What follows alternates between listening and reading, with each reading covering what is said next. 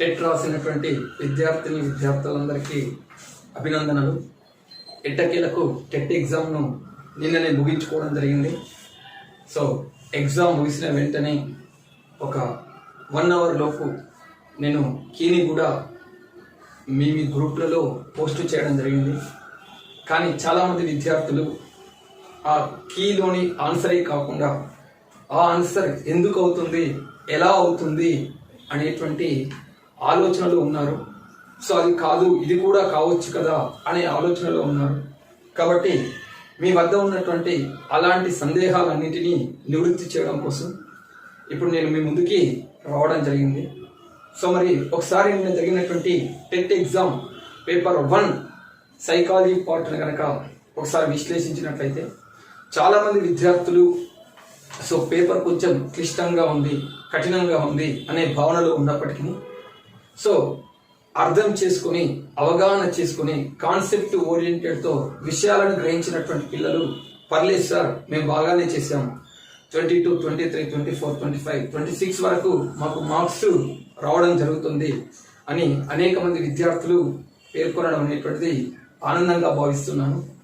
So ముందుగానే చెప్పుకున్నట్టుగా psychology అనేటువంటిది ఒక ఆర్ట్స్ రిలేటెడ్ సబ్జెక్ట్ కాకుండా ఒక సైన్స్ రిలేటెడ్ సబ్జెక్ట్గా మనం భావించడం జరుగుతుంది. మరి సైన్స్ రిలేటెడ్ సబ్జెక్ట్ విషయానికి వచ్చినట్లయితే సో అది అండర్స్టాండింగ్ బేస్డ్, అప్లైడ్ బేస్డ్గా ఉండడం జరుగుతుంది. కాబట్టి ముందు నుండి చెప్పుకున్నటువంటి ఏకైక విధానం ఒకటే. సో ఎవరైతే క్లాస్ను శ్రద్ధగా వింటూ చెప్పినటువంటి టర్మును పదాన్ని అర్థం చేసుకోవడానికి ప్రయత్నించారో వారు బాగా ఆన్సర్ చేయగలిగారు. సో కాబట్టి సైకాలజీని ఇప్పుడు కూడా కాన్సెప్ట్ ఓరియంటెడ్తో టర్మ్ టు టర్మ్ మీనింగ్తో నేర్చుకున్నటువంటి వాళ్ళు ఈరోజు ఎగ్జామ్ బాగా రాశారు అని చెప్పడానికి నేను ఆనందించడం జరుగుతుంది. సో ఒక్కసారి కనుక నేను కీని ఆల్రెడీ పోస్ట్ చేయడం జరిగింది. ఒకసారి ఆ కీని ఏ క్వశ్చన్కి ఆన్సర్ ఏదవుతుంది, ఎందుకు అవుతుంది, మిగతా ఆప్షన్స్ ఎందుకు కావు అనేటువంటి వివరణను మీకు అందివ్వడానికి ముందుకు వచ్చాను. సో ఆ విధంగా కనుక చూసినట్లయితే సో ఎరిక్సన్ ప్రకారం ఈ దశలో పిల్లలు ఇతరుల సహాయం కోరు కాబట్టి ఎగ్జామ్ ఆన్సర్ చేసేటువంటి విషయంలో మనం గమనించాల్సిన విధానాన్ని కూడా నేను మీ ముందు ప్రస్తావించదలుచుకున్నాను. క్వశ్చన్లో ఏమన్నాడంటే ఇతరుల సహాయం కోరు అన్నాడు. సో ఇక్కడ ఇతరుల సహాయం కోరు అని అనడం అంటే ఏంటి అంటే తమ పనులు తామే చేసుకుంటారు అని అర్థం. ఇతరుల సహాయం కోరుకోవట్లేదు అంటే దట్స్ మీన్ తన పని తానే చేసుకుంటున్నాడు. సో ఒక కోరు అనేటువంటి పదం నుండే మనం ఆన్సర్ను వెతుకోవచ్చు. మరొకసారి ఇక్కడ ఉన్నటువంటి ఆప్షన్స్ ని కనుక గమనిస్తే స్వయం ప్రతిపత్తి, సిగ్గు, సంశయం. సెకండ్ ఆప్షన్ చొరవ, అపరాధ భావం, పరిశ్రమ, న్యూనత, నమ్మకం, అపనమ్మకం. సో ఒకసారి చూసినట్లయితే ఇతరుల సహాయం కోరు అని అన్నాం అంటే ఏమన్నాం, తన పనిని తానే చేసుకుంటాడు అంటే స్వయం ప్రతిపత్తి. అంటే స్వయం ప్రతిపత్తి మీన్స్ తన పని తానే చేసుకోవడానికి ప్రయత్నం చేయడం. సో కాబట్టి ఆన్సర్ స్వయం ప్రతిపత్తి, సిగ్గు, సంశయం అనేటువంటిది అవుతుంది. అందులోనే ఉంది చూడండి స్వయం ప్రతిపత్తి. మనం ఇచ్చినటువంటి నోట్స్ లో కూడా స్వయం చాలక కౌశలాలు, స్వయం సహాయక కౌశలాలు అనేటువంటి పదాన్ని వాడడం జరిగింది. అక్కడ స్వయం సహాయక కౌశలాలు అంటే అర్థం తన పని తానే చేసుకోవడం జరుగుతుంది. ఏ దశలో? ఉత్తర శైశవంలో. సో ఇది ఇక రెండవ క్వశ్చన్ చూసినట్లయితే నూతన, వాస్తవిక మరియు ఉపయోగకరమైన ఆలోచన అని అనడం జరిగింది. నూతన, వాస్తవిక, ఉపయోగకరమైన ఆలోచన లేదా భావనను పెంపొందించడంలో ఉండే ఆలోచన విధానాన్ని ఇలా అంటారు అని పేర్కొన్నాం. సో ఇక్కడ ఈ కీవర్డ్స్ చూసినట్లయితే చూడండి ఎంత స్పష్టంగా ఉందో. నూతన అంటున్నాడు, వాస్తవిక అంటున్నాడు, తర్వాత ఉపయోగకరమైన అంటున్నాడు. సో చాలా బల్ల గుద్ది మరి మనం క్లాస్ లో నేర్చుకున్నటువంటి విషయం, మైండ్ లో బ్లైండ్ గా ఫిక్స్ అవ్వాలి అని పేర్కొన్నటువంటి విషయం నూతన ఆలోచన సామర్థ్యం. నూతన ఆలోచన సామర్థ్యం అనేటువంటి ప్రశ్న కనుక కనబడితే మనం ఇమీడియట్ గా వెళ్లాల్సింది సృజనాత్మకత అని పేర్కొనడం జరిగింది. అంతేకాకుండా ఈ సృజనాత్మకతలో ఇంకొక మాట చెప్పాము, ఏమంటే వాస్తవికతకి ప్రాధాన్యతనిచ్చాం. సృజనాత్మకత గురించి చెప్పేటప్పుడు అంటే ఆ ఆలోచన నీకు కలిగినదై ఉండాలి, నీ లోపల జనించినదై ఉండాలి. కానీ ఇతరులను చూసి ఇతరుల ఆలోచనను నీ ఆలోచనగా మార్చుకోవడం అనేది క్రియేటివిటీ కాదు. అది నీలో జనించిన ఆలోచన అయి ఉండాలి, నీలో జనించిన వాస్తవిక ఆలోచన అయి ఉండాలి అని చెప్పాము. కాబట్టి ఇక్కడ వాస్తవిక ఆలోచన, ఇక్కడ ఉపయోగకరమైన అన్నాడు. దట్స్ మీన్ సృజనాత్మకత అనేది కేవలం ప్రక్రియ మాత్రమే కాదు, ప్రక్రియ ప్లస్ ఫలితం. సో ప్రక్రియ ప్లస్ ఫలితం అనేటువంటిది మనకి సృజనాత్మకతను సూచిస్తుంది. అంటే ఒక ఆలోచన రావడమే కాదు, ఆ వచ్చిన ఆలోచన ఉపయుక్తకరంగా ఉండాలి, ఉపయోగపడేటువంటి విధంగా ఉండాలి అని చెప్తుంది సృజనాత్మకత. చూడండి, ఇక్కడ 3 కీ టర్మ్స్ ఉన్నాయి మనకు. నూతన ఆలోచన, అది మనలో కలిగినటువంటి ఆలోచన, అది ప్రక్రియ ప్లస్ ఫలితం. కాబట్టి ఇక్కడ ఉన్నటువంటి దాంట్లో ఆవిష్కరణ కాదు, ప్రత్యేకమైన కాదు, సరళవంతము కాదు, సృజనాత్మకత. చూడండి, ఆప్షన్స్ చూడక ముందే ఈ టర్మును బట్టే మనము ఈజీగా ఆన్సర్ ను గెస్ చేయడం జరిగింది. సో ఆన్సర్ ఈజ్ సృజనాత్మకత. ఇక నెక్స్ట్ క్వశ్చన్ కనుక చూసినట్లయితే, అంత పరిశీలన పద్ధతి అనున్నది ముఖ్యంగా దీనిలో ఉపయోగించబడింది అని అన్నాడు. సో మరి ఇక్కడ అంత పరిశీలన పద్ధతిని రూపొందించినటువంటి వారు సెయింట్ అగస్టిన్ అయితే దీనిని విల్హెల్మ్ వూంట్ మరియు టిచ్నర్. సో వీరెవరు ఈ విల్హెల్మ్ వూంట్ మరియు టిచ్నర్లు? సంరచనాత్మక వాదులు. సో సంరచనాత్మక వాదులు ఏ వాదులు? సంరచనాత్మక వాదులు వ్యక్తుల యొక్క చేతన ప్రవర్తనను అధ్యయనం చేసుకోవడానికి, వ్యక్తుల యొక్క చేతన ప్రవర్తన అంటే బయటికి వ్యక్తం చేసేటువంటి ప్రవర్తన, సో చేతన ప్రవర్తనను అధ్యయనం చేయడానికి సంరచనాత్మక వాదులు దీనిని ఉపయోగించారు. మరి ఇక్కడ సంరచనాత్మక వాదం అంటే ఇంగ్లీష్ లో అంటాం స్ట్రక్చరలిజం. సో స్ట్రక్చరలిజం అని పేర్కొంటాం. మరొకసారి ఇక్కడ ఇచ్చినటువంటి ఆప్షన్స్ చూస్తే నిర్మాణాత్మక వాదం, ప్రవర్తనావాదం, వ్యవహారిక సత్తావాదం, కార్యకారకవాదం ఉంది. సో ఒకసారి కనుక చూసినట్లయితే మనం పేర్కొన్నటువంటి సంరచనాత్మక వాదం అనేది ఆప్షన్స్ లో లేదు. మరి మిగతా ఏమైనా అయ్యే అవకాశం ఉందా అని కనుక గమనిస్తే నిర్మాణాత్మక వాదం కాదు, అది కాదు. ఎందుకంటే జ్ఞాన నిర్మాణాన్ని ప్రస్తావించేది నిర్మాణాత్మక వాదం. సో పిల్లవాడే స్వయంగా తనంతట తాను నేర్చుకోవడం అనేటువంటి దాని గురించి చెప్పేది నిర్మాణాత్మక వాదం. సో అది కాదు. ఇక ప్రవర్తనావాదము, కార్యకారణవాదాన్ని సూచించినట్లయితే అంత పరిశీలన పద్ధతిని వ్యతిరేకించినటువంటి వారు కార్యకారకవాదులు మరియు ప్రవర్తనావాదులు. ముఖ్యంగా విలియం జేమ్స్, కార్యకారకవాది అయినటువంటి విలియం జేమ్స్ దీన్ని తీవ్రంగా విమర్శించడం జరిగింది. అదేవిధంగా ప్రవర్తనావాదులు కూడా దీంతో విభేదించారు. సో ఇది కూడా కాదు.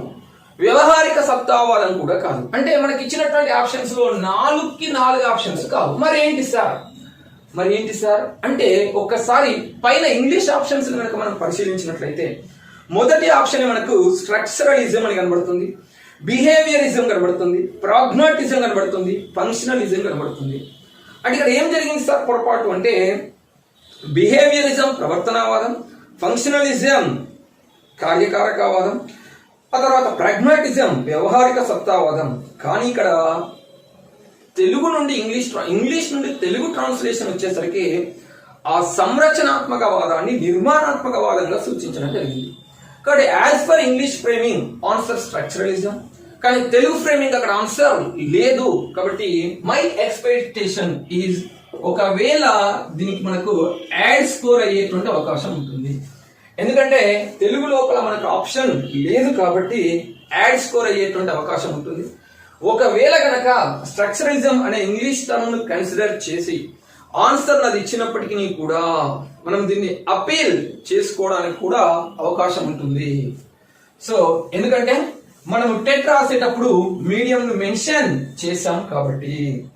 ఇక నెక్స్ట్, ఉద్దీపన ప్రేరేపిత ప్రతిస్పందన ఎక్కువ సార్లు పునరావృతమైతే ఈ క్రింది నియమంతో ఎక్కువ కాలం నిల్వ ఉంచబడుతుంది అన్నాడు. ఉద్దీపన ప్రేరేపిత ప్రతిస్పందన ఎక్కువ సార్లు పునరావృతమైతే ఈ క్రింది నియమంతో ఎక్కువ కాలం నిల్వ ఉంచబడుతుంది. ఆప్షన్స్ కనుక చూసినట్లయితే సంసిద్ధత నియమం, అభ్యాస నియమం, పునరావృత నియమం, ఫలిత నియమం. సో ఇక్కడ మనకు అర్థమవుతుంది క్వశ్చన్ థారండైక్ ప్రధాన నియమాలైనటువంటి సంసిద్ధత నియమం, అభ్యాస నియమం, ఫలిత నియమంలను బేస్ చేసుకుని అడిగాడు. మరొకసారి కనుక ఇక్కడ చూసినట్లయితే క్వశ్చన్ లో స్పష్టంగా ఉంది, ఉద్దీపన ప్రేరేపిత ప్రతిస్పందన ఎక్కువ సార్లు పునరావృతం అయితే. మనం చెప్పేటప్పుడు నంబర్ ఆఫ్ టైమ్స్ చెప్పుకున్నాం. ఒక చర్యను, ఒక పనిని అనేక సార్లు పునరావృతం చేసినట్లయితే,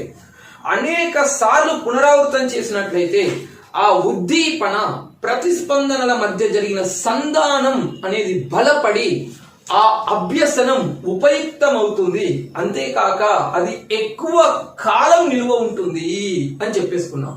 సింపుల్ గా చెప్పండి sir, that's mean practice makes man perfect. ఒక పనిని ఎంత ఎక్కువ సార్లు చేస్తే దానిలో ప్రావీణ్యత అంత బాగా పెరుగుతుంది, అది అంత బాగా గుర్తుంటుంది. సాధనమున పనులు సమకూరు ధరలోన అభ్యాస కూసు విద్య. సో కాబట్టి ఇక్కడ వీటన్నింటిని పరిగణలోనికి తీసుకుంటే అలా ఎక్కువ సార్లు కనుక పునరావృతం చేసినట్లయితే అది మనకు బాగా చేయగలగడంతో పాటు చాలా కాలం గుర్తుంచుకోగలుగుతాం. కాబట్టి ఆన్సర్ అభ్యాస నియమం. మరి ఇక్కడ సంసిద్ధత నియమము, ఫలిత నియమం ఎందుకు కాదు? ఫలిత నియమము అన్నప్పుడు క్వశ్చన్ లో ఖచ్చితంగా మనకి ఫలితంను ప్రాధాన్యతనిచ్చినట్టు కనబడాలి. సో ఫలితానికి ప్రాధాన్యత లేదు. సో ఒక పనిని చేయడం వల్ల ఫలితం బాగుంటే ఆ పనిని మళ్ళీ చేయడం, ఫలితం బాగోలేకపోతే ఆ పనిని మళ్ళీ చేయకపోవడం. కానీ ఇక్కడ క్వశ్చన్ లో ఫలితం అనేటువంటిదే లేదు. సంసిద్ధత అంటే ఒక పనిని చేయడానికి శారీరకంగా మానసికంగా సిద్ధంగా ఉండడాన్ని మనం అభ్యసన సంసిద్ధత అని పేర్కొంటాం.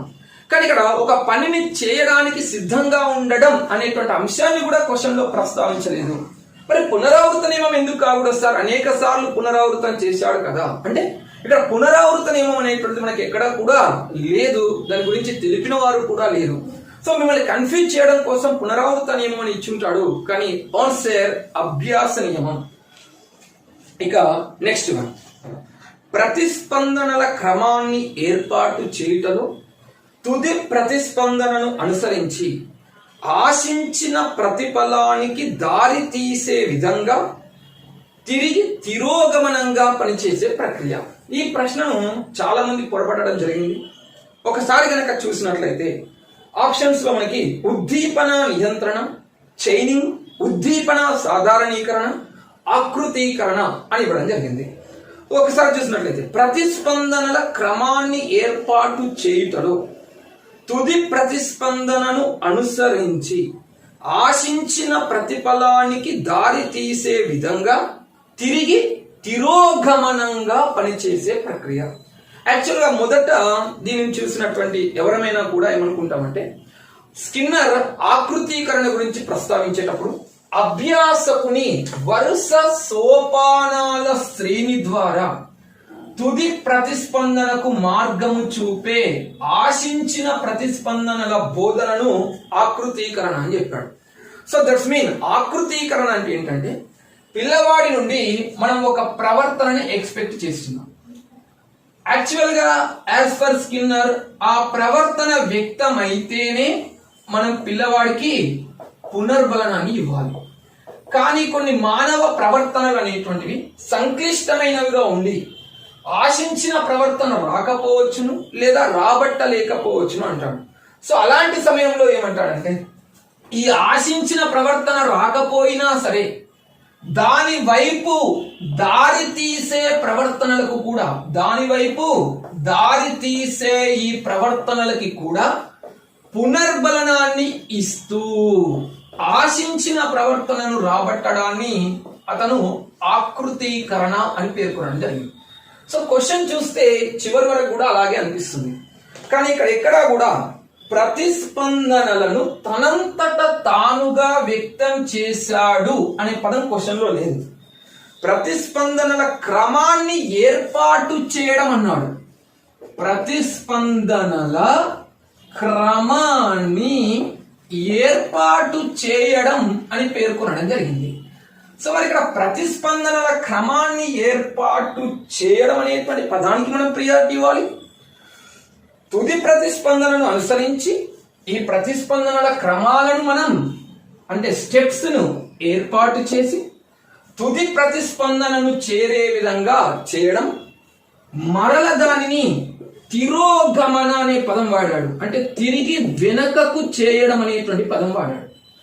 సో ఇక్కడ గమనించినట్లయితే ఇక్కడ ఆశించిన ప్రవర్తన వైపు దారి తీసే ప్రతిస్పందనలను తనకు తానుగా వ్యక్తం చేయడం జరుగుతుంది. అలా వ్యక్తం చేస్తున్న కొద్దీ మనం పునర్బలనాలను ఇస్తూ చివరికి ఆశించిన ప్రతిస్పందనను రాబట్టడం జరుగుతుంది, ఆకృతీకరణ. అట్ ద సేమ్ టైం ఆకృతీకరణలో ఎప్పుడు కూడా ఇలా పురోగమన అనే అంశం గురించే మాట్లాడాడు తప్ప తిరోగమన అనే అంశం గురించి మాట్లాడలేదు. కానీ క్వశ్చన్ లో మనకి ఇక్కడ తిరోగమన అనేటువంటి పదం కూడా కనబడింది. రెండవది ఇక్కడ ప్రతిస్పందనల క్రమాన్ని ఏర్పాటు చేయడం అన్నారు. అయితే ఇక్కడ ఈ ప్రతిస్పందనల క్రమాన్ని ఏర్పాటు చేయడం అనేటువంటిది ఎక్కడ కనబడుతుంది అంటే మనకు గొలుసు కట్టు విధానంలో కనబడుతుంది. సో బుద్ధిమాంద్యులకు బోధనను అందించేటువంటి విధానాలలో గొలుసు కట్టు విధానం ఒకటి. ఈ గొలుసు కట్టు విధానాన్ని మనం చైనింగ్ అని పేర్కొనడం జరుగుతుంది. అంటే ఇక్కడ గొలుసు కట్టు విధానంలో ఏం చేస్తామంటే, ఫర్ ఎగ్జాంపుల్ ఒక పిల్లవాడు గనక ఒక బుద్ధిమాంద్యులైనటువంటి పిల్లవాడికి చేతులు కడుక్కోవడం నేర్పించాలి అంటే ఫస్ట్ ఆ పిల్లవాడికి సబ్బును పట్టుకోవడం ఒక స్టెప్, ఆ తర్వాత సబ్బును చేతులను నీటితో కడుక్కోవడం, ఆ తర్వాత సబ్బును రుద్దుకోవడం, ఆ తర్వాత ట్యాప్ క్రింద నీళ్లు పెట్టి ఆ చేతులను కడుక్కోవడం, చివరికి ట్యాప్ను ఆపివేయడం. ఇలా మనము ప్రతిస్పందనల క్రమాన్ని ఏర్పాటు చేసుకుంటూ ఒక్కో ప్రతిస్పందన వచ్చిన తర్వాత నెక్స్ట్ ప్రతిస్పందనకు పిల్లవాడు వెళ్లే విధంగా చేయడం జరుగుతుంది. మళ్ళీ దాన్ని తిరిగి వెనక్కి చేసేటువంటి విధంగా కూడా చేయడం జరుగుతుంది. ఆ తిరోగమన అనేటువంటి పదం మనకు కేవలం చైనింగ్ లోనే వస్తుంది. సో పిల్లలకి ఏ టు జెడ్ను నేర్పించడం, జెడ్ టు ఏని కూడా రాసేటువంటి విధంగా చేయడం, step by step step by step step by step. ఇక్కడ తిరోగమన అనేటువంటి పదం స్పెసిఫిక్ గా మనకి చైనింగ్ లోనే కనబడుతుంది కాబట్టి సో ఆన్సర్ చైనింగ్ అయ్యేటువంటి అవకాశమే చాలా చాలా ఎక్కువగా ఉంది. సో నేను కూడా మొదటగా ఈ తిరోగమన అనేటువంటి పదాన్ని చూడకముందు ఆకృతీకరణ అని అనుకున్నాను, కానీ after my deep explanation so I'm going with chaining, గొలుసు కట్టు విధానం. నెక్స్ట్ సాధారణీకరణ, దీనికి ఒక ప్రతిచర్య అన్నాడు. సో ఇక్కడ సామాన్యీకరణ లేదా సాధారణీకరణ నియమం అనేటువంటిది మనకి శాస్త్రీయ నిబంధనం లేదా సాంప్రదాయక నిబంధనంలో కనబడడం జరుగుతుంది. సో శాస్త్రీయ నిబంధనం లేదా సాంప్రదాయక నిబంధనంలో మనకు సాధారణీకరణ అనేటువంటిది కనబడుతుంది. సో మరి ఇక్కడ మనం సామాన్యీకరణ లేదా సాధారణీకరణ అంటే ఏం నేర్చుకున్నామమ్మా అంటే మైండ్ లో బ్లైండ్ గా గుర్తుంచుకోవాలని చెప్పాం మనం. సో నిబంధిత ఉద్దీపనను పోలిన, నిబంధిత ఉద్దీపనను పోలిన అనే పదాన్ని నొక్కి చెప్పాం. సాధారణీకరణంలో ప్రధానంగా ఉండాల్సిందే పోలిక. క్లాస్ లో చెప్పేటప్పుడు అన్నాను ఏలిక అని అడిగితే మీరు పోలిక అని అన్నారు చూడండి, ఆ పోలిక. సో గంట శబ్దాన్ని పోలినటువంటి ఇతర శబ్దాలకి కూడా లాలాజలాన్ని స్రవించటమే సామాన్యీకరణ. ఇక్కడ సామాన్యీకరణ లేదా సాధారణీకరణ అనేది దీనికి ప్రతిచర్య, అంటే పోలిక వల్ల చూపేటువంటి ప్రతిచర్య. నిబంధిత ఉద్దీపనను పోలిన ఇతర ఉద్దీపనలకి మనం చూపేటువంటి ప్రతిచర్య. కాకి దుస్తుల్లో ఉన్న కండక్టర్ ను చూసి ఆ పోలిక వల్ల పోలీస్ అని అనుకుని మనం చూపేటువంటి ప్రతిచర్య. అయితే ఇక్కడే మిగతా ఆప్షన్స్ చూస్తే భేదాలు అని ఉంది. సో ఇక్కడ భేదాలు అనేది దేనిని సూచిస్తుంది సార్? విచక్షణ. బికాస్ ఆఫ్ భేదము అంటే తేడా. సో గంట శబ్దానికి మరియు ఇతర శబ్దానికి భేదాలను సూచిస్తే అది విచక్షణ అవుతుంది, విచక్షణ అవుతుంది. సో ఇక్కడ పోలీసును చూసి భయపడేటువంటి పిల్లవాడు కాకి దుస్తుల్లో ఉన్న కండక్టర్ ను చూసి భయపడడం పోలిక. కేవలం పోలీసుకి మాత్రమే భయపడితే అది విచక్షణ, అది తేడా. అలా కాకుండా పోలీస్కి భయపడేటువంటి పిల్లవాడు పోలీస్ జీపును చూసి భయపడడం లేదా పోలీస్ స్టేషన్ ను చూసి భయపడడం. ఇక్కడ పోలీస్ కి పోలీస్ జీపుకి పోలీస్ స్టేషన్ కి మధ్య పోలిక లేదు. ఏముంది సార్? సంబంధం ఉంది. అంటే మరి ఒక కొత్త సంబంధం ఉంది. అంటే ఇక్కడ పోలీస్ కి పోలీస్ జీప్ జతపరచబడింది, పోలీస్ కి పోలీస్ స్టేషన్ జతపరచబడింది. ఈ జతపరచడాన్ని మనము ఉన్నత క్రమ నిబంధనం అని అంటాం. కానీ ఇక్కడ ఆన్సర్ జతపరచడము కాదు, తేడా కాదు, పోలిక. సో సాధారణీకరణం. Okay right. నెక్స్ట్ మనం కనుక చూసినట్లయితే పావులో సాంప్రదాయక నిబంధనంలో వెంటనే రెండు వచ్చాయి చూడండి శాస్త్రీయ నిబంధన నుండి. సో పావులో సాంప్రదాయక నిబంధనంలో నిబంధిత ఉద్దీపన అని అడిగాడు. ఇది వెరీ వెరీ సింపుల్. సో మనం కనుక చూసినట్లయితే పావులో ప్రయోగంలో 3 స్టెప్స్ ఉంటాయి. ప్రయోగానికి ముందు ఆహారానికి లాలాజలం, ప్రయోగం జరిగే సమయంలో గంట శబ్దము ప్లస్ ఆహారము లాలాజలం, ప్రయోగం జరిగిన తర్వాత గంట శబ్దానికి లాలాజలం. సో మరి ఆహారాన్ని సహజ ఉద్దీపన అంటాం, ఆహారానికి లాలాజలాన్ని సహజ ప్రతిస్పందన అంటాం. సో ఇక్కడ గంట శబ్దాన్ని మనం నిబంధిత ఉద్దీపన అన్నాం, కృత్రిమ ఉద్దీపన అన్నాం, అసహజ ఉద్దీపన అని అన్నాం. సో కాబట్టి ఇక్కడ ఆన్సర్ గంట శబ్దం. గంట శబ్దం అనేటువంటిది నిబంధిత ఉద్దీపనగా పేర్కొంటాం. సో ఇక్కడ ఆన్స్టెన్స్ లో ఆహారం ఇచ్చాడు, అది కాదు. లాలాజలం ఇచ్చాడు, అది కాదు. కాలి అడుగులు ఇచ్చాడు. సో ఒకవేళ కాలి అడుగులను మళ్ళీ మనం కన్సిడర్ చేస్తే అది మళ్ళీ గంట శబ్దానికి కాలి అడుగులకు, అంటే గంటను మోగించడానికి వెళ్ళేటువంటి సమయంలో కాలి చప్పుడు, మళ్ళీ అది డెప్త్ వర్షన్ అయిపోయి అది ఉన్నత క్రమ నిబంధన అవుతుంది, లేదా అది ఇంకొక అంశం అవుతుంది. కానీ ఇక్కడ అడిగింది సాంప్రదాయక నిబంధన అని అడిగాడు, ఉన్నత క్రమ నిబంధన అని మెన్షన్ చేయలేదు. కాబట్టి స్ట్రేట్ క్వశ్చన్ గంట శబ్దం. మనోవైజ్ఞానికవేత్త ఆల్బర్ట్ బండూరా అభివృద్ధి పరిచిన సిద్ధాంతం. Very easy. బండూరా సిద్ధాంతమే పరిశీలనాత్మక అభ్యసనం, పరిశీలన అభ్యసన సిద్ధాంతం. వెరీ వెరీ ఈజీ అక్కడ.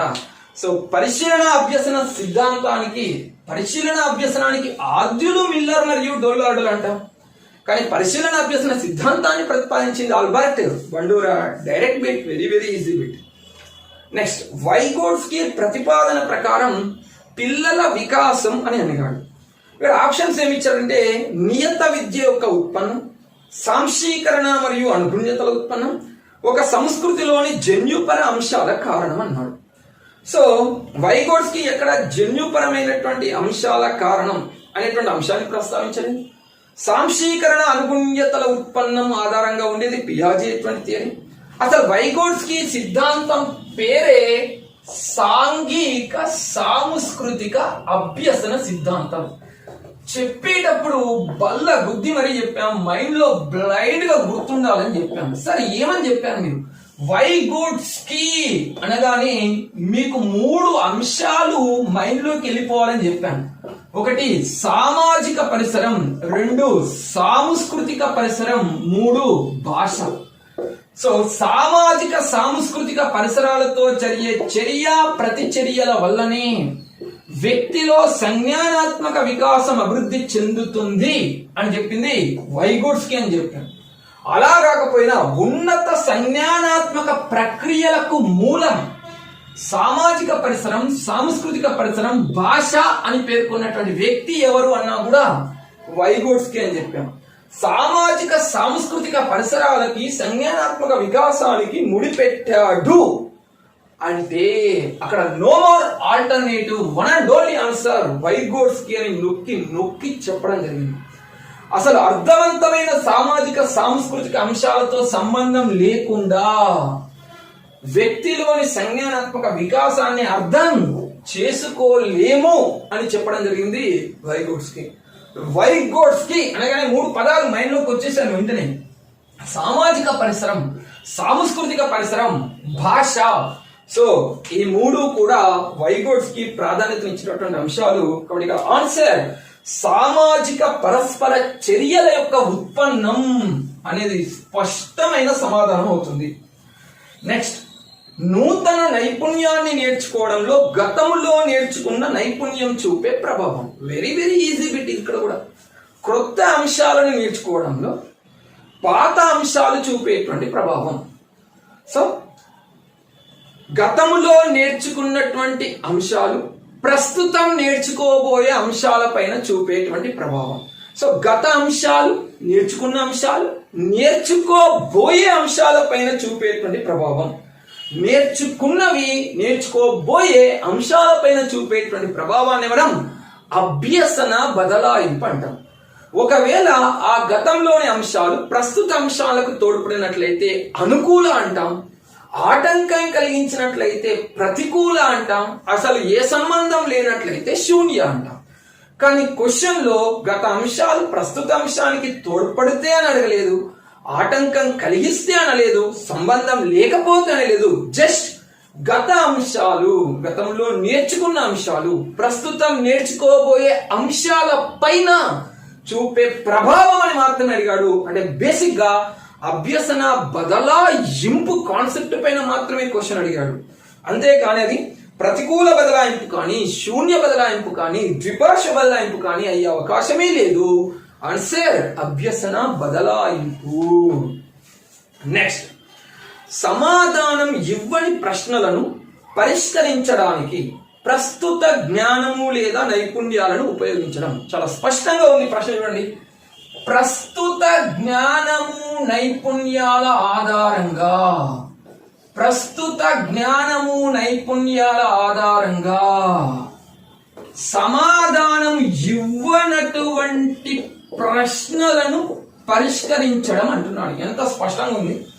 ప్రస్తుత జ్ఞానము నైపుణ్యాల ఆధారంగా అంటే నీ వద్ద ఉన్నటువంటి జ్ఞానాన్ని, నీ వద్ద ఉన్నటువంటి నైపుణ్యాలను ఆధారంగా చేసుకుని సమాధానం ఇవ్వని ప్రశ్నలను పరిష్కరించడం.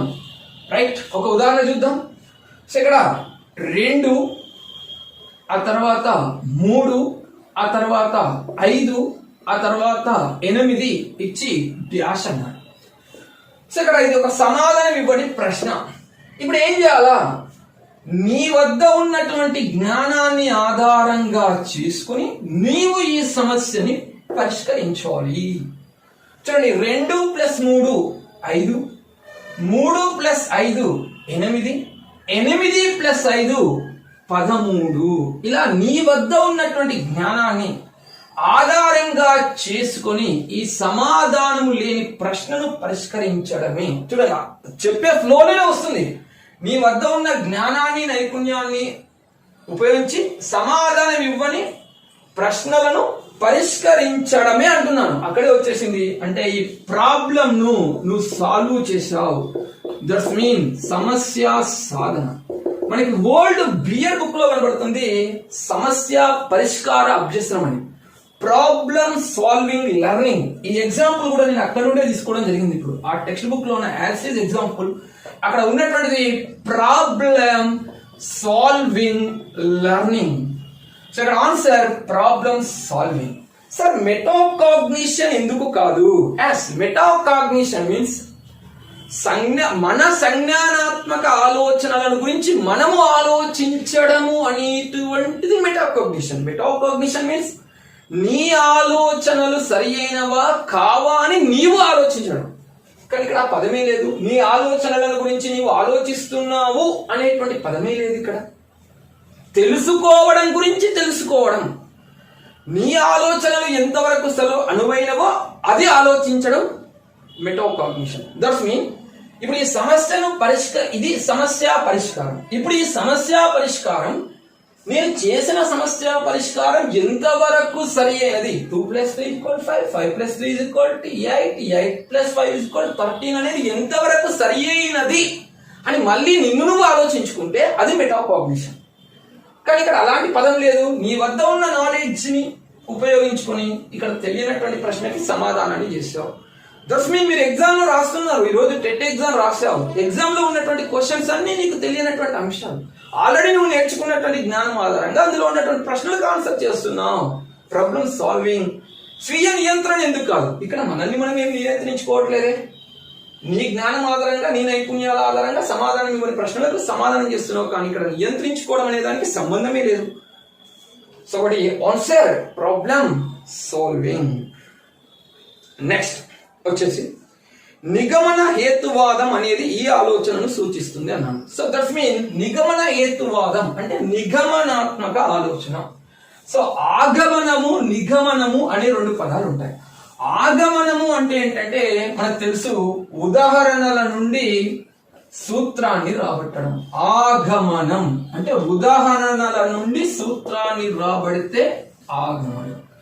నిగమనాత్మక ఆలోచన అంటే సూత్రము నుండి ఉదాహరణలకు గనక వెళ్ళినట్లయితే దానిని నిగమనాత్మక ఆలోచన అని అంటాం. సో ఇక్కడ దీనికి ఏది సెట్ అవుతుందో ఒకసారి చూద్దాం. సూత్రం నుండి ఉదాహరణ అంటే మన దగ్గర ఉన్నటువంటి ఫార్ములాను ఆధారంగా చేసుకుని వాటిని అన్వయించుకుంటే అది నిగమనాత్మక ఆలోచన. సో చేతిలో ఉన్న సమాచారం మేరకు తార్కికంగా ఉత్పన్నమైన అనుమతి లేదా ముగింపు. చేతిలో ఉన్న సమాచారం అంటే మన దగ్గర ఉన్నటువంటి సూత్రాన్ని ఆధారంగా చేసుకుని సో వాటిని ఇతర వాటికి అప్లై చేసి ముగించడమే నిగమనాత్మక హేతువాదం. అంటే చేతిలోనున్న సమాచారం. సో మొదటిదే రైట్ అంటుంది, ఒక ఆలోచన యొక్క అనుకూలత లేదా సముచితత్వాన్ని నిర్ధారిస్తుంది. సో నిగమనం అంటే ఆలోచన యొక్క అనుకూలతను లేదా సముచితత్వాన్ని ఎంతవరకు సరైనదని నిర్ధారించడం జరగదు ఇక్కడ. సో ఉన్నటువంటి ఆలోచన నుంచి మనం సమస్యను సాల్వ్ చేస్తున్నాం అంతే. సమాచారాన్ని సాధారణీకరిస్తుంది. సాధారణీకరించడం ఏమవుతుంది? ఆగమనం అవుతుంది. ఎందుకంటే అనేక ఉదాహరణల నుండి మనం సూత్రాన్ని రాబడితే అది ఆగమనం అవుతుంది. సో కాబట్టి ఆగమనం కూడా కాదు. వ్యక్తి ప్రస్తుత సమాచారానికి మించి ఆలోచిస్తాడు. ఇక్కడ అట్లాంటిది లేనే లేదు నిగమనంలో. ప్రస్తుత సమాచారానికి మించి ఆలోచించాం. మనం ఉన్న సూత్రాన్ని ఆధారంగా చేసుకుని ఉదాహరణలకు అప్లై చేస్తున్నాం. సో ఒకటి ఆన్సర్ చేతిలోనున్న సమాచారం మేరకు తార్కికంగా ఉత్పన్నమైన అనుమతి లేదా ముగింపు. నెక్స్ట్ వాస్తవాలు, ఆలోచనలు, అర్థం మరియు భావనలతో వ్యక్తులు జీవితకాలం సేకరించిన సాధారణ ప్రపంచ జ్ఞానంతో వ్యవహరించే స్మృతి రకం అన్నాడు. వాస్తవాలు, వాస్తవాలు అంటే నిజాలు అంట. అర్థము, భావనలతో వ్యక్తులు జీవితకాలం సేకరించిన సాధారణ ప్రపంచ జ్ఞానం. యాక్చువల్ గా ఇక్కడ మనకి ఈ స్మృతి ఏ స్మృతి రకం అని అడిగాడు. ఒకసారి కనుక చూసినట్లయితే సాధారణ ప్రాపంచిక జ్ఞానాన్ని జీవిత కాలం గుర్తుపెట్టుకోవడం. సాధారణ ప్రాపంచిక జ్ఞానాన్ని జీవిత కాలం గుర్తుపెట్టుకోవడం. మరి ఇక్కడ సాధారణ ప్రాపంచిక జ్ఞానం వాస్తవం అంటే ఏంటి? సో మన దేశం పేరు భారతదేశం, మన దేశ రాజధాని ఢిల్లీ, మనకు స్వాతంత్రం వచ్చినటువంటి తేదీ ఆగస్టు 15. సో మన దేశానికి తూర్పున ఏముంది, ఇట్లాంటివన్నీ కూడా వాస్తవాలు. అది సాధారణ ప్రాపంచిక జ్ఞానం. ఇవన్నీ కూడా మనకి ఎక్కువ కాలం జీవిత కాలం మన స్మృతిలో నిలిచి ఉంటాయి. సో ఇలాంటి అంశాలను అర్థ సంబంధమైన అంశాలు అంటారు. ఈ అర్థ సంబంధమైనటువంటి అంశాలను గుర్తుంచుకోవడానికి మనం అర్థ సంబంధ స్మృతి అంటాం. కానీ ఇక్కడ అర్థ సంబంధ స్మృతి అనేటువంటి తెలుగు టర్మ్ పరిగణలోనికి తీసుకోలేదు. దీన్ని ఇంగ్లీష్ లోపల మనం సెమాంటిక్ స్మృతి అని పేర్కొంటాం. సో యాక్చువల్ గా మనకు దీర్ఘకాలిక స్మృతి లోపల రెండు రకాలు ఉంటాయి. ఒకటి ప్రకటిత స్మృతి, రెండవది అప్రకటిత స్మృతి. ఈ ప్రకటిత స్మృతిలోనే మళ్ళీ మనకు అర్థ సంబంధ స్మృతి, ఉపఖ్యానాక స్మృతి అని ఉంటాయి. సో ఈ అర్థ సంబంధ స్మృతిలో మనం ఏం చేస్తామంటే ప్రాపంచిక జ్ఞానానికి సంబంధించిన విషయాలను నేర్చుకుంటాం, అవి గుర్తుంటాయి. సో అక్టోబర్ 2 గాంధీ జయంతి, ఇట్లా ప్రాపంచిక జ్ఞానానికి సంబంధించిన విషయాలు జీవితకాలం గుర్తుంచుకోవడం అర్థ సంబంధ స్మృతి. మన వ్యక్తిగత విషయాలను ఎక్కువ కాలం గుర్తుంచుకోవడాన్ని ఉపఖ్యానాక స్మృతి అంటాం. కానీ ఇక్కడ ఏమడిగాడు క్వశ్చన్? సాధారణ ప్రాపంచ జ్ఞానం జీవితకాలం గుర్తుంచుకుంటాం. సో ఆన్సర్ అర్థ సంబంధ స్మృతి, దట్స్ మీన్స్ సెమాంటిక్ స్మృతి. కాబట్టి మరి సెమాంటిక్ స్మృతి అనేటువంటిది ఆన్సర్ అవుతుంది. కానీ ఇన్ మై వ్యూ ఈ సెమాంటిక్ స్మృతి అనేది దీర్ఘకాలిక స్మృతి లేదా శాశ్వత స్మృతి లోపల కూడా భాగం. కాబట్టి సెమాంటిక్ స్మృతి అనేది దీర్ఘకాలిక స్మృతిలోని భాగం. కాబట్టి మనం దీర్ఘకాలిక స్మృతి కూడా కావచ్చు. ద పర్ఫెక్ట్ ఆన్సర్ సెమాంటిక్ స్మృతి. కానీ రేపు మనం ఈ సెమాంటిక్ స్మృతి దీర్ఘకాలిక స్మృతిలోని అంశం కాబట్టి దీర్ఘకాలిక స్మృతికి కూడా ఆన్సర్ ఇవ్వడానికి మన వంతు ప్రయత్నం మనం చేయాల్సిన అవసరం ఉంది. కాబట్టి పర్ఫెక్ట్ ఆన్సర్ సెమాంటిక్ స్మృతి, కానీ సెమాంటిక్ స్మృతి దీర్ఘకాలిక స్మృతిలోనే భాగం కాబట్టి దీర్ఘకాలిక స్మృతి కూడా ఆన్సర్ ఇవ్వడానికి మనం ప్రయత్నం చేయాలా. ఒకవేళ ఇచ్చినా ఆశ్చర్యపోవాల్సిన అవసరం లేదు, ఇవ్వకపోయినా దానికోసం ప్రయత్నం చేయాలా. సో నెక్స్ట్, బ్రూనర్ ప్రకారం చిన్న పిల్లలు ప్రధానంగా ఈ విధానంలో నేర్చుకుంటారు. మరి ఇక్కడ బ్రూనర్ నేర్పించినటువంటి అంశాలు 3. ఒకటి నటనా పద్ధతి లేదా క్రియాత్మక పద్ధతి అంటాం, రెండవది చిత్రపట పద్ధతి అంటాం, మూడవది ప్రతీకాత్మక పద్ధతి అని అంటాం. సో ఈ నటనా పద్ధతిని క్రియాత్మక పద్ధతి అంటాం. సో మరి కనుక చూసినట్లయితే ఈ నటనా పద్ధతి క్రియాత్మక పద్ధతి, నెక్స్ట్ చిత్రపట పద్ధతి అంటున్నాం, మూడవది ప్రతీకాత్మక పద్ధతి అంటున్నాం. నటనా పద్ధతి, క్రియాత్మక పద్ధతి, చిత్ర ప్రతిమ, ప్రతీకాత్మక పద్ధతి. ఇక్కడ అడిగింది ఏంటి? చిన్న పిల్లలు అని అడిగాడు. సో చిన్న పిల్లలు మీన్స్ ఎలిమెంటరీ లెవెల్ అనుకోవచ్చు, లేదంటే ప్రాథమిక పాఠశాల స్థాయి పిల్లలు అనుకోవచ్చు. సో మరి ఒకసారి కనుక ఆలోచిస్తే ప్రాథమిక పాఠశాల స్థాయి పిల్లలు ప్రతీకల ద్వారా అంటే భాష ద్వారా అర్థం చేసుకునేటువంటి అవకాశం అయితే లేదు. సో చిత్రపటాలను చూసి కూడా వారు విషయాలను అంత పూర్తిగా గ్రహించేటువంటి అవకాశం లేదు. మరి చిన్న పిల్లలకు ఎలా నేర్పించాలి? ఆట పాటల ద్వారా నేర్పించాలి. గాంధీజీ బేసిక్ విద్యా విధానం కిండర్ గార్డెన్ విధానం ద్వారా నేర్పించాలి. అంటే ఇక్కడ పిల్లలు క్రియలలో పాల్గొనడం ద్వారా నేర్చుకోవాలి, ఆట పాటలలో పాల్గొనడం ద్వారా నేర్చుకోవాలి. సో యాక్టివిటీస్ ఏర్పాటు చేసి ఆ యాక్టివిటీస్ లోనే పిల్లవాడు పాల్గొనడం ద్వారా నేర్చుకోవాలి. అది ప్రాథమిక పాఠశాల స్థాయిలో. లెర్నింగ్ బై డూయింగ్, క్రియ అంటే చేయడం ద్వారా నేర్చుకోవడం, అది ప్రాథమిక పాఠశాలకు తీసుకోవాలి. అంతేకాని ఈ నటనా పద్ధతి క్రియాత్మక పద్ధతిలో చిత్రాలను గాని పటాలను గాని భాషను గాని ఉపయోగించలేదు.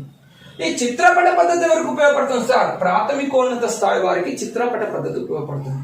ప్రతీకాత్మక పద్ధతి వరకు ఉపయోగపడుతుంది సార్. ఇప్పుడు మీకు చెప్తున్నాను చూడు, ఇక్కడ ఏ చిత్రము లేదు, పటము లేదు, యాక్టివిటీ లేదు, కేవలం భాష ద్వారా అర్థం చేసుకోగలుగుతున్నారు.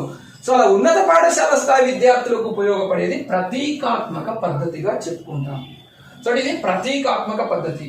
సో కాబట్టి ఇక్కడ మనకు అడిగింది ఏంటి? చిన్న పిల్లలు. కాబట్టి ఆన్సర్ నటనా పద్ధతి లేదా క్రియాత్మక పద్ధతి.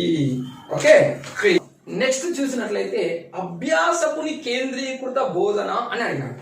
మరి ఇక్కడ ఫస్ట్ ఆఫ్ ఆల్ మీరు ఫైండ్ అవుట్ చేయాల్సింది అభ్యాసకుని కేంద్రీకృత బోధన అంటే అభ్యాసకుని కేంద్రీకృతంగా చేసుకోమంటున్నాడు. మరి అభ్యాసకుడు అంటే ఎవరు? సో విద్యార్థి.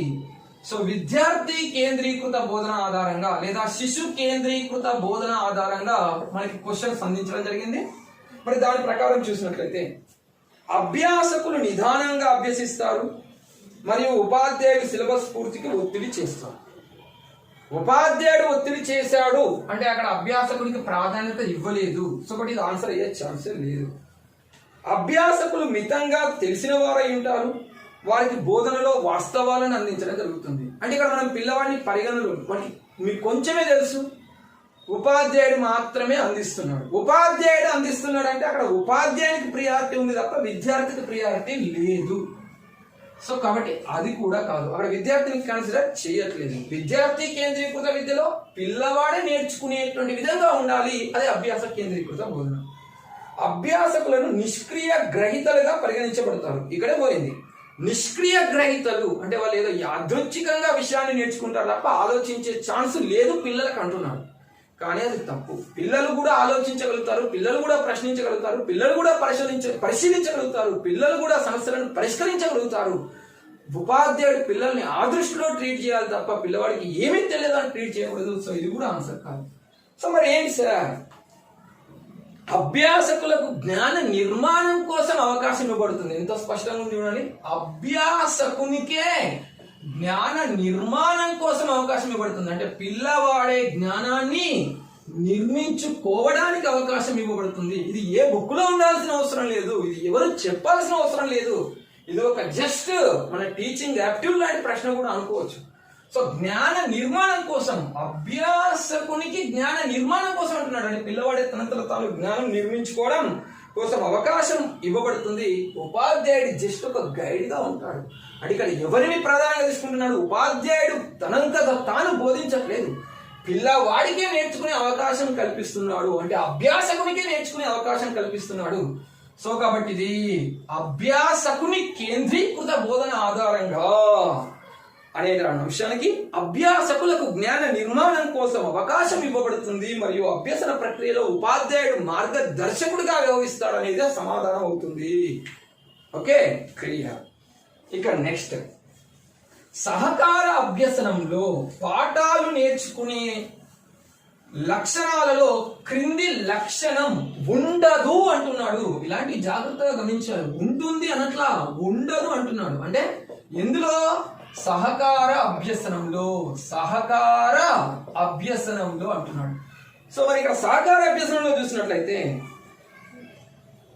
ఉండదు అని అంటున్నాడు. కాబట్టి మనకు సో ప్రతిభావంతులు, సగటు విద్యార్థులు మరియు మంద అభ్యాసకులతో జట్లు రూపొందించబడతాయి. సహకార అభ్యసనంలో ఖచ్చితంగా ఒక గ్రూప్ లో తీసుకున్నప్పుడు ఒకరికొకరు సహకారం ద్వారా నేర్చుకునేటప్పుడు కేవలం ప్రతిభావంతులనే తీసుకోం, కేవలం బుద్ధిమాంతులనే తీసుకోం, కేవలం సగటు ప్రజ్ఞావంతులనే తీసుకోం. ప్రతిభావంతులు ఉంటాడు, సగటు ప్రజ్ఞావంతులు ఉంటాడు, బుద్ధిమంతుడు కూడా ఉండొచ్చు. కాబట్టి జట్టు లోపల అన్ని రకాల వారు ఉంటారు. సో కాబట్టి ఇది రైట్. అభ్యసన లక్ష్యాలలో ప్రావీణ్యత పొందుట కొరకు విద్యార్థులు జట్లలో పనిచేస్తారు.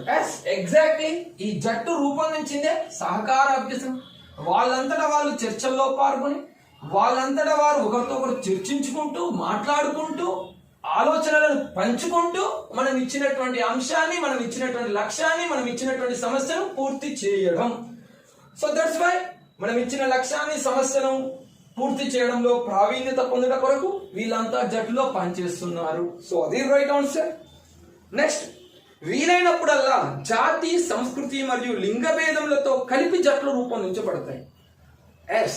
వీలైనప్పుడల్లా అంటున్నాడు, అంటే అవకాశం ఉన్నప్పుడల్లా జాతి, వయస్సు, లింగ భేదాలను కూడా పరిగణలోనికి తీసుకుని జట్లను రూపొందిస్తున్నాడు అంటున్నాడు. అది సరైనదే. మరి ఇంకేమంటే సార్, ఉపాధ్యాయుడు మరియు విద్యార్థుల మధ్య పోటీ. ఎప్పుడు కూడా పోటీ అనేటువంటి పదాన్ని నేరుగా వాడకూడదు, గుర్తుంచుకోండి. చాలా సందర్భాలు చెప్పుకున్నాం. సహకార భావంతో కూడిన పోటీ తత్వమే ఉండాలి, కానీ పోటీ తత్వం ఉండకూడదు. అది విద్యార్థికి మధ్య అయినా, ఉపాధ్యాయునికి విద్యార్థులకు మధ్య అయినా సరే సహకార భావంతో కూడిన పోటీ తత్వం ఉండాలి, కానీ పోటీ తత్వం ఉండకూడదు. ఇక్కడ ఉపాధ్యాయుడు మరియు విద్యార్థుల మధ్య పోటీ అనేటువంటిది ఉండకూడదు. ఎక్కడ కూడా పోటీ అనేది ఉండకూడదు. సహకారంతో కూడిన పోటీ అంటే ఆన్సర్ అవుతుంది, కానీ ఇక్కడ ఉపాధ్యాయుడు మరియు విద్యార్థుల మధ్య పోటీ అన్నాడు. సో ఈ పోటీ అనేటువంటిది మనకు సహకార అభ్యసనంలో ఉండదు. నెక్స్ట్, ప్రత్యేక అవసరాలకు గల పిల్లలకు విద్యను ఇలా అందించాలి.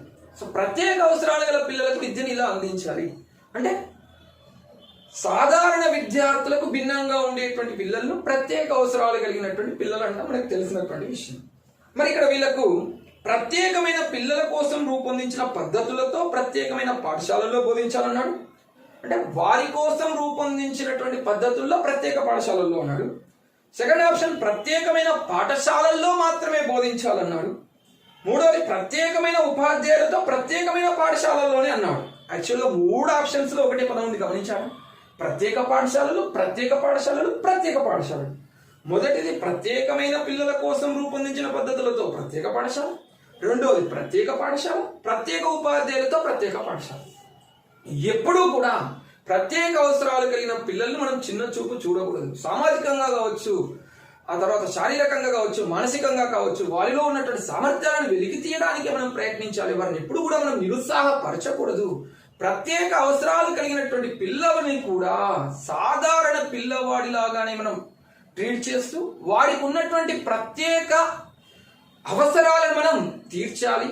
వాడికి ఉన్నటువంటి ఆ యొక్క లోపాన్ని దృష్టిలో ఉంచుకొని ప్రత్యేకమైనటువంటి శిక్షణను అందించాలి తప్ప మిగతా పిల్లలతో వేరు చేసి చిన్న చూపు చూడడం అనేటువంటిది సరి అయినది కాదు. కానీ ప్రత్యేక అవసరాలు కలిగినటువంటి పిల్లలని కూడా సాధారణ పాఠశాలలోనే సాధారణ విద్యార్థులతో కలిపి బోధించాలి. కాకపోతే వారి కోసం ప్రత్యేక శ్రద్ధను తీసుకోవాలి, వారి కోసం ప్రత్యేక బోధనోపకరణాలను ఉపయోగించాలి. అంతేకాని వారిని మిగతా పిల్లలతో వేరు చేసి చూడకూడదు. ఒకవేళ క్వశ్చన్ కనుక ప్రత్యేక అవసరాలు కలిగిన పిల్లలకు బోధించడం అని కాకుండా ప్రత్యేక విద్య అని అడిగితే మాత్రం ప్రత్యేక విద్య అని అడిగితే మాత్రం ప్రత్యేక అవసరాలు కలిగిన పిల్లలకు ప్రత్యేకమైనటువంటి ఉపాధ్యాయులతో ప్రత్యేకమైన పాఠశాలలో బోధించేదే ప్రత్యేక విద్య అవుతుంది. కానీ అడిగింది ప్రత్యేక విద్య పైన కాదు, ప్రత్యేక అవసరాలు కలిగిన పిల్లలకి ఏ విధంగా బోధించాలి అని అన్నాడు. సో ఇప్పుడు ఆన్సర్ ఇతర సాధారణ పిల్లలతో కలిపి. ఇక నెక్స్ట్ సమ్మిళిత విద్య అన్నాడు. రైట్, సమ్మిళిత అనే పేరులో ఉంది. సమ్మిళితం సమ్మిళితం సమ్మిళితం అంటే అందరినీ కలిపి, అందరినీ కలిపి. దీన్నే విలీన విద్య అని అంటాం, దీన్నే సహిత విద్య అని కూడా అంటాం. ఇందులోనే ఉంది విలీనం అంటే అందరినీ విలీనం చేసుకోవడం. సమ్మిళితం సమ్మిళితం అందులోనే ఉంది సమ్మిళితం. ఇది ఎందుకు అని ఇచ్చాడు. కఠినమైన ప్రవేశ విధానాన్ని ప్రోత్సహిస్తుంది, వాస్తవాలను ఉపదేశిస్తుంది, అట్టడుగు వర్గాలకు చెందిన ఉపాధ్యాయులను కలిగి ఉంటుంది. అసలు కఠినమైన ప్రవేశ విధానానికి, వాస్తవాలను ఉపదేశించడానికి, అట్టడుగు వర్గాలకు చెందిన ఉపాధ్యాయులను కలిగి ఉండడానికి అసలు క్వశ్చన్తో సంబంధం లేని టర్మ్స్. కానీ తరగతి గదిలో వైవిధ్య వేడుకను జరుపుకుంటుంది. సమ్మిళిత అంటే ఇందులో అన్ని రకాలైనటువంటి విద్యార్థులు ఉంటారు. సమ్మిళిత విభిన్న విద్యార్థులు ఉంటారు. వైయక్తిక భేదాలతో కూడినటువంటి తరగతి గది ఉంటుంది. సో కాబట్టి దాన్నే మనం సమ్మిళిత అంటాం. సో కాబట్టి తరగతి గదిలో వైయక్తిక భేదాలు, మరి వైయక్తిక భేదాలు అనే పదం ఎక్కడ కనిపిస్తాం? వైవిధ్య వేడుక, వైవిధ్య వేడుక. సో విభిన్న రకాలైనటువంటి పిల్లలను ఒక చోట చేర్చి వారికి బోధన అందించడమే సమ్మిళిత విద్య, విలీన విద్య. ప్రతి పిల్లవాడిని ప్రత్యేక అవసరాలు కలిగిన పిల్లడి వాడిగానే పరిగణలోనికి తీసుకుని పిల్లలందరినీ కలిపి బోధించడమే సమ్మిళిత విద్య, విలీన విద్య. కాబట్టి ఇక్కడ మరి వివిధ రకాల పిల్లలు అని అన్నాం. మనం ఇందాక చెప్పుకున్నప్పుడు సమ్మిళిత అంటే అన్ని రకాలు అన్నాం. అన్ని రకాలు అంటే వైయక్తిక భేదాలు ఉంటాయి వీరి మధ్య. సో దాన్నే విభిన్నంగా ఉంటారు. విభిన్నాన్ని మనం ఏమంటున్నాం? వైవిధ్య అని అంటున్నాం. కాబట్టి ఆన్సర్ వైవిధ్య వేడుకతో కూడి ఉంటుంది. ఈ తరగతి గదిలో కొంతమంది విద్యార్థులు అత్యంత ప్రతిభను కలిగి ఉన్నారు. మీరు వారికి ఇలా బోధిస్తారు అని ఇచ్చాడు. మీ తరగతుల వారితో కలిపి అన్నాడు. మెరుగైన కార్యక్రమాలను ఉపయోగించడం ద్వారా అన్నాడు. వారు కోరుకున్నప్పుడే బోధించడం అన్నాడు. తరగతిలోని ఇతరులతో కలిపి అన్నాడు. మరి ఇక్కడ మనము చాలా సందర్భాల్లో చెప్పుకోవడం జరిగింది. సో ఏమని అంటే వైయక్తిక భేదాల కాన్సెప్ట్ తో మనం చూడాలి. సో వైయక్తిక భేదాలకి అనుగుణంగా బోధించాలి అని చెప్పేసాం. సో వైయక్తిక భేదాలకి అనుగుణంగా బోధించడం అంటే మన తరగతి గది లోపల ప్రజ్ఞా పాఠవాలు అధికంగా ఉన్న పిల్లలు ఉంటారు, తక్కువగా ఉన్న పిల్లలు ఉంటారు. పాఠశాల పట్ల సరైన విద్య పట్ల సరైన వైఖరి ఉన్న పిల్లలు ఉంటారు, వైఖరి లేని పిల్లలు ఉంటారు. శరీర నిర్మాణం పరంగా కూడా భిన్నమైనటువంటి పిల్లలు ఉంటారు. కానీ పిల్లలకి బోధించేటప్పుడు పిల్లలలోని వైయక్తిక భేదాలను పరిగణలోనికి తీసుకుని బోధించాలి అనేటువంటి విషయాన్ని చెప్తాం. క్లాస్లో ఉదాహరణ ఇచ్చాం. స్వచ్ఛ పాఠశాలను లో పనిని అప్పగించేటప్పుడు బలహీనంగా ఉన్న పిల్లవాడికి క్లిష్టమైన పనిని, బలంగా ఉన్న పిల్లవాడికి సులభమైన పనిని అప్పగిస్తే మనం అక్కడ వైయక్తిక భేదాలను పరిగణలోనికి తీసుకోలేదు. కానీ ఇక్కడ ప్రతిభావంతుడు అనేటువంటి పిల్లవాడిని కనుక తీసుకున్నట్లయితే మరి ఈ ప్రతిభావంతుడిని కూడా వాడి అవసరాలను గుర్తించి వాడి అవసరాలకు అనుగుణంగా మనం బోధించాలి. మరి ఎప్పుడు ప్రతిభావంతుడికి మనం ప్రాధాన్యత ఇచ్చినట్టు అవుతుంది. ఒకవేళ ఆ పిల్లవాడిని తరగతిలోని ఇతరులతో కలిపి బోధిస్తే మిగతా పిల్లలను ఎలా ట్రీట్ చేస్తున్నామో ప్రతిభావంతునికి అలాంటి బోధనని అందించినట్టు, తనలోని ప్రతిభను ఉపయోగించుకునే అవకాశాలను ఇవ్వనట్టు.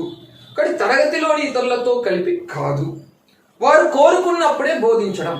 వారు కోరుకున్నప్పుడే బోధించడం అంటే కూడా ఆ ప్రతిభావంతునికి మనం ఆ ప్రతిభకి ప్రాధాన్యత ఇవ్వనట్టు. మరి ఇక్కడ ఆన్సర్స్ ఏమున్నాయి సార్? పై తరగతుల వారితో కలిపి. మరి మన తరగతి గదిలో ఉన్నటువంటి పిల్లవాడిని పై తరగతులకి పంపించినట్లయితే మరి ఇక్కడ ఉన్నటువంటి మిగతా పిల్లలు ఆ పిల్లవాడిని చూసి నేర్చుకునేటువంటి అవకాశం కూడా ఉండదు.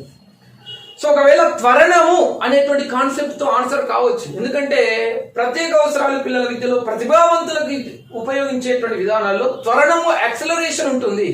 ప్రతిభావంతులను పై తరగతులకు పంపించడం అని. సో పై తరగతులకు పంపించడము త్వరణం అంటాం. వారిని ప్రత్యేకంగా బోధించడం వేర్పాటు చేయడం అని అంటాం. మరి ఆ రెండు రకాలుగా చేసినట్లయితే మిగతా పిల్లలు ప్రతిభావంతులను చూసి నేర్చుకునే అవకాశం ఉండదు. కాబట్టి ప్రతిభావంతులను కూడా అదే తరగతి గదిలో ఉంచాలి. కానీ మనము వారి ప్రతిభను ఉపయోగించుకోవడానికి కావలసిన అదనపు ప్రాజెక్టులను, అదనపు కృత్యాలను ఇవ్వాలి.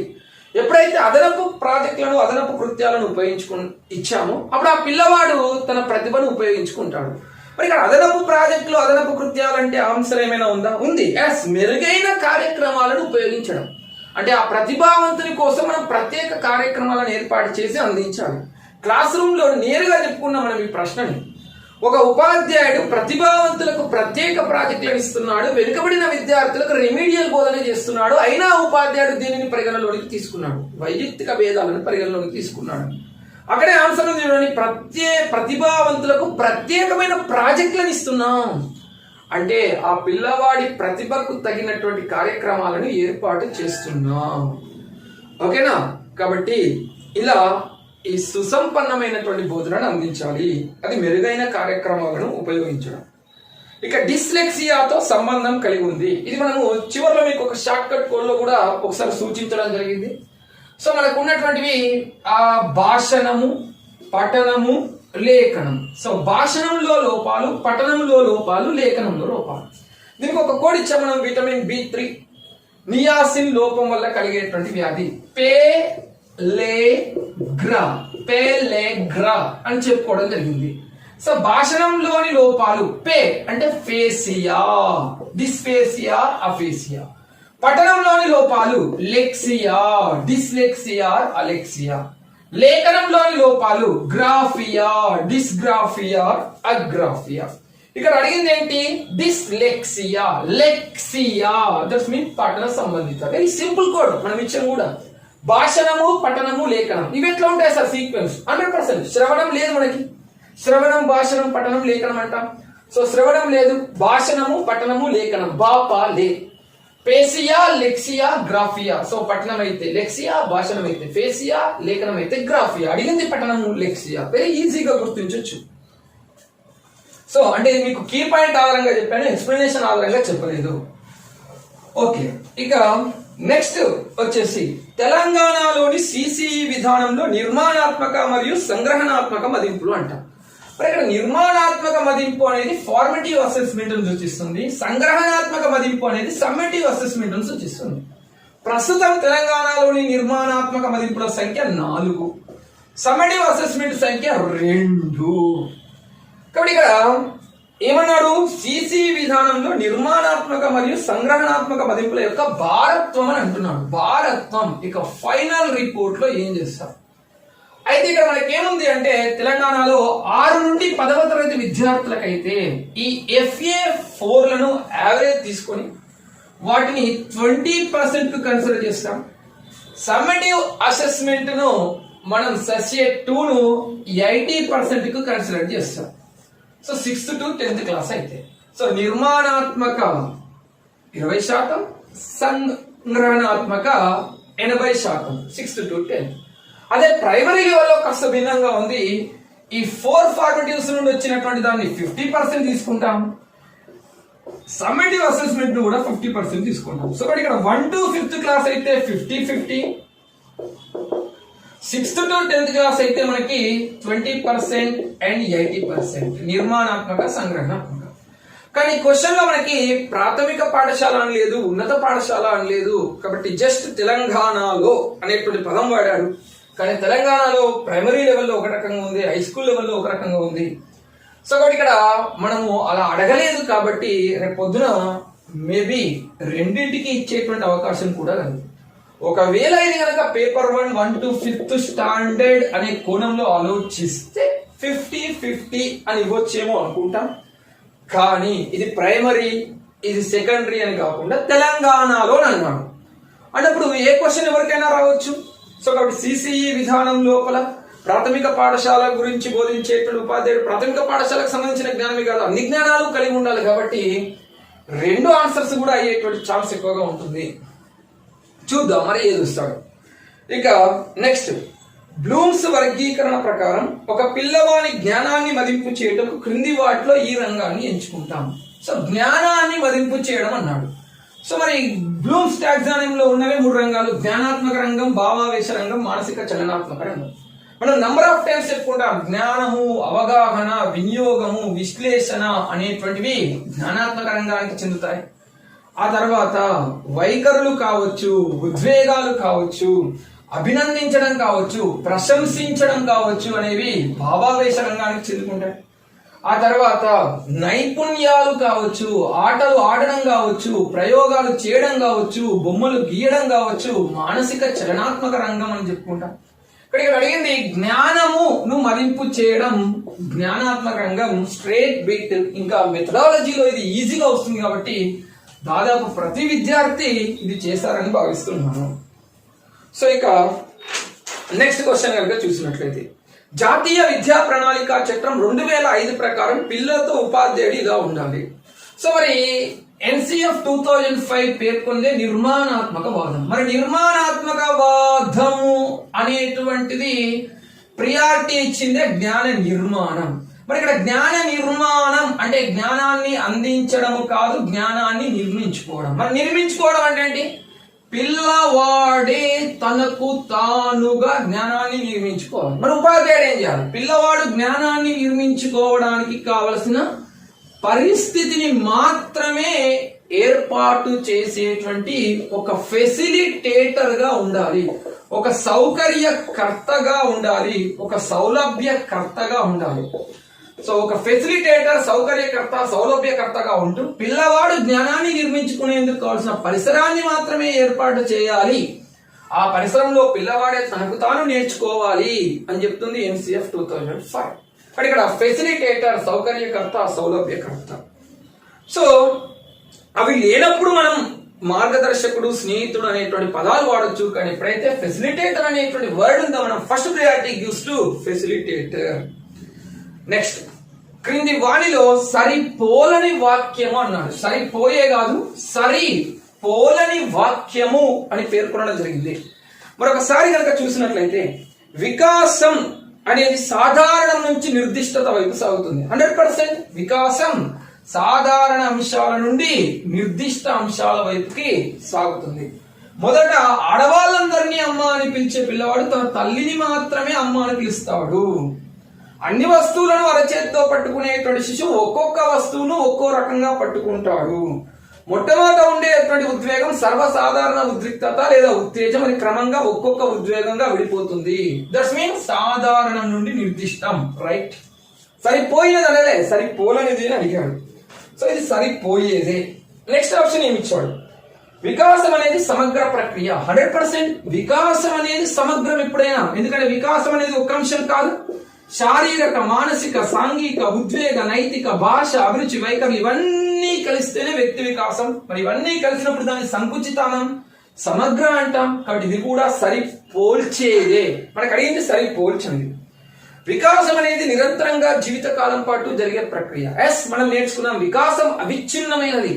గర్భస్థ దశ లోపల జైగోట్ ఏర్పడడంతో ప్రారంభమైనప్పుడు ఉండే వికాసం వ్యక్తి మరణించేంత వరకు జీవితాంతం జరుగుతూనే ఉంటుంది, అవిచ్ఛిన్నమైనది అన్నాం. సో ఈ 3 రైటే, సరిపోలేవే. మరి సరిపోలనిది ఏముంది చూద్దాం. వికాసం అనేది పరిపక్వత యొక్క ఫలితం అన్నాడు. వికాసం అనేది కేవలం పరిపక్వత యొక్క ఫలితం మాత్రమే కాదు. వికాసము ఇస్ ఈక్వల్ టు పరిణతి ఇంటూ అభ్యసనము అంటాం. పరిణతి ఇంటూ అభ్యసనం. కానీ పరిణతి మరియు అభ్యసనము కూడుకున్నప్పుడే వికాసం అవుతుంది, కానీ కేవలం పరిణతి అనేటువంటిది ఫలితం కాదు. సో కాబట్టి వికాసం అంటే పరిణతి మరియు అభ్యసనంలో ఫలితం. ఫర్ ఎగ్జాంపుల్, పిల్లవాడిలో చాలక వికాసం జరగాలి అంటే చలన కౌశలాలు నేర్చుకోవాలి. ఫర్ ఎగ్జాంపుల్, సైకిల్ తొక్కడం నేర్చుకోవాలి. ఎప్పుడు తొక్కగలుగుతాడు? సైకిల్ తొక్కడానికి కావాల్సిన పరిణతి చేతి కాలి కండరాలలో రావాలి. కేవలం చేతి కాలి కండరాలలో పరిణతి రాగానే పిల్లవాడిలో చాలక వికాసం జరగదు. ఆ సైకిల్ తొక్కడాన్ని అభ్యసించాలి. ఇదే క్లాసులో నేర్చుకున్నటువంటి విషయం. కానీ పరిణతి మరియు అభ్యసనం 2 ఉన్నప్పుడే చాలక వికాసం జరిగింది. భాషా వికాసం జరగాలి అంటే స్వరపేటికలో పరిణతి రావాలి. స్వరపేటికలో పరిణతి రాగానే భాషా వికాసం జరగదు. భాషను బయట నుండి అభ్యసించాలి.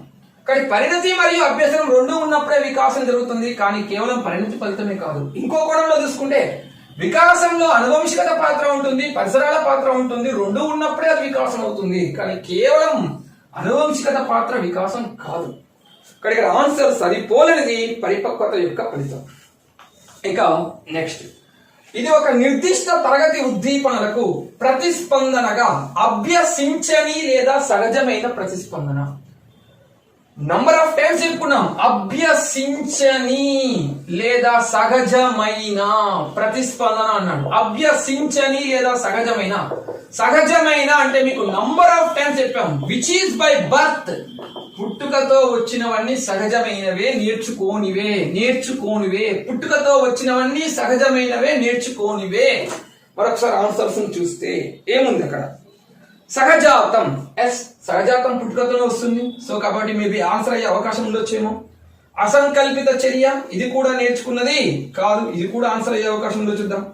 అంతరదృష్టి ఆన్సర్ అయ్యే ఛాన్సే లేదు. ఎందుకంటే అంతరదృష్టి అనేది ఒక అభ్యసనం మీన్స్ నేర్చుకుంటే వచ్చేది. కానీ ఇక్కడ అడిగింది అభ్యసించని సహజమైన అన్నాడు. కానీ అంతర్దృష్టి అనేది నేర్చుకుంటే ఆకస్మికంగా జరిగేటువంటి అభ్యసనం, హఠాత్తుగా జరిగే అభ్యసనం. సో ఇది కాదు. జాతుల నిర్దిష్ట ప్రవర్తన. సో జాతుల నిర్దిష్ట ప్రవర్తన అంటే వివిధ జాతులు చూపించేటువంటి భిన్న రకాలైన ప్రవర్తనలు బై బర్త్. మేబీ అది కూడా కావచ్చు. కానీ ఇక్కడ ఏమంటున్నారు మనకి క్వశ్చన్ లో?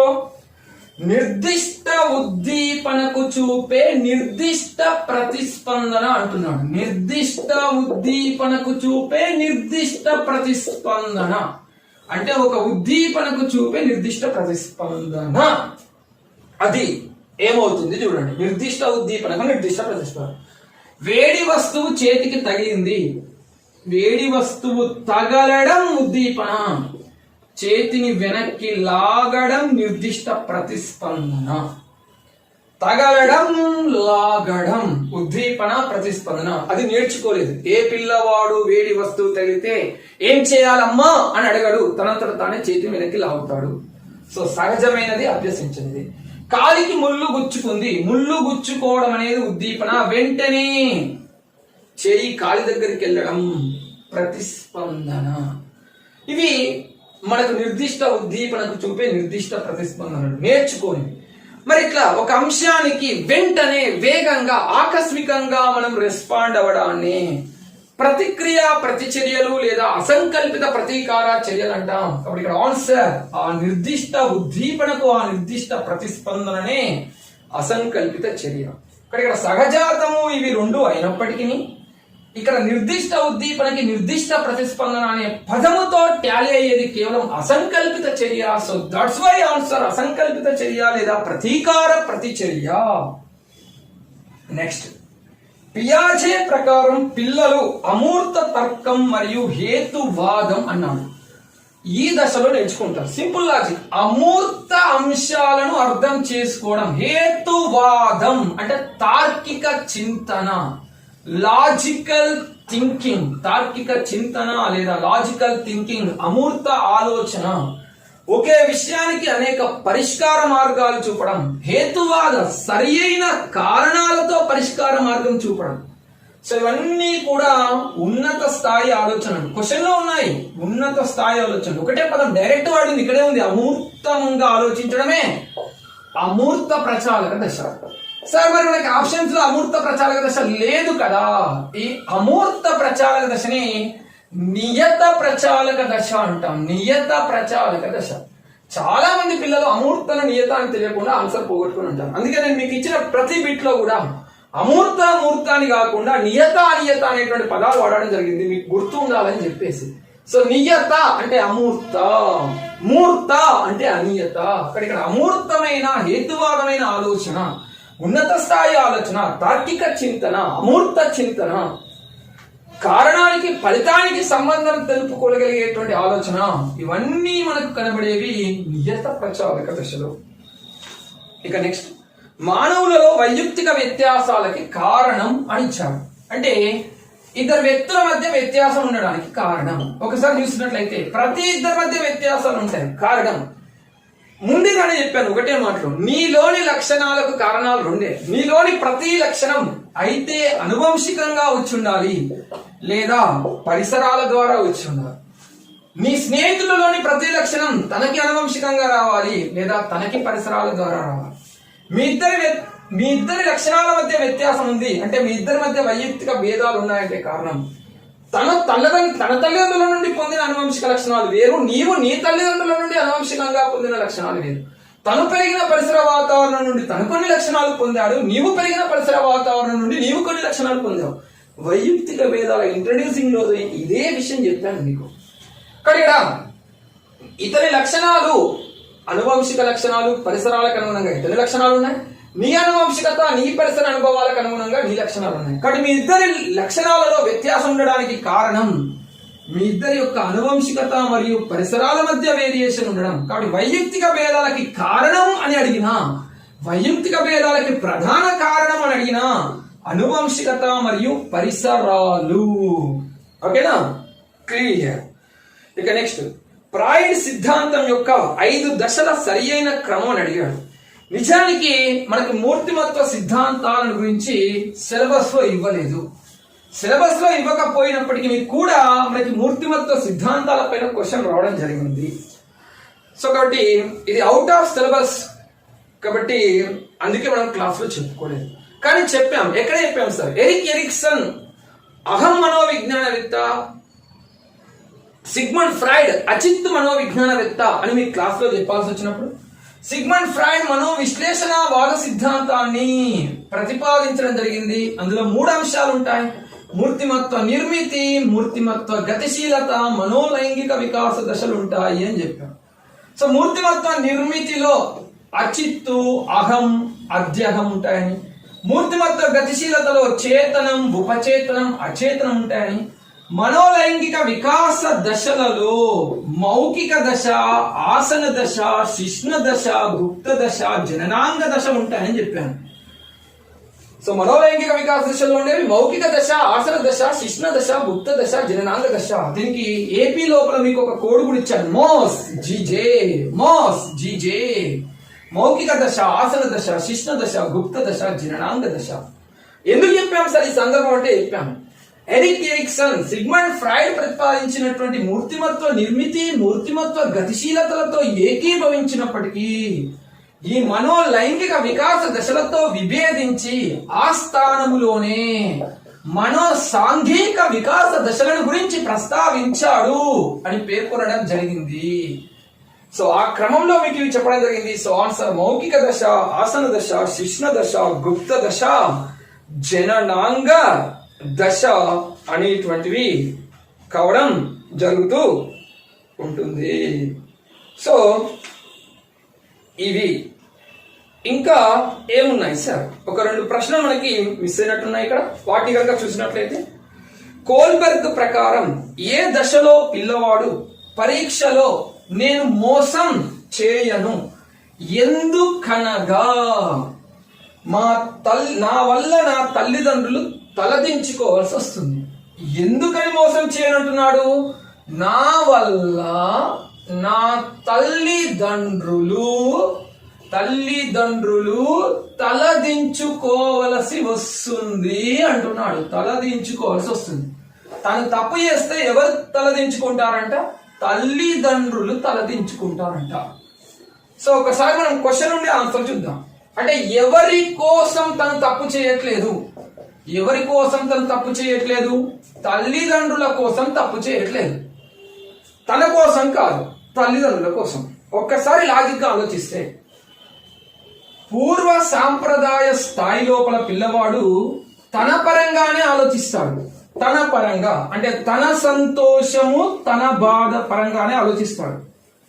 తన బాధ పరంగా ఆలోచిస్తే శిక్షా విధేయత, తన సంతోషం పరంగా ఆలోచిస్తే సహజ సంతోషానుసారణ సాధన ఉపయోగం.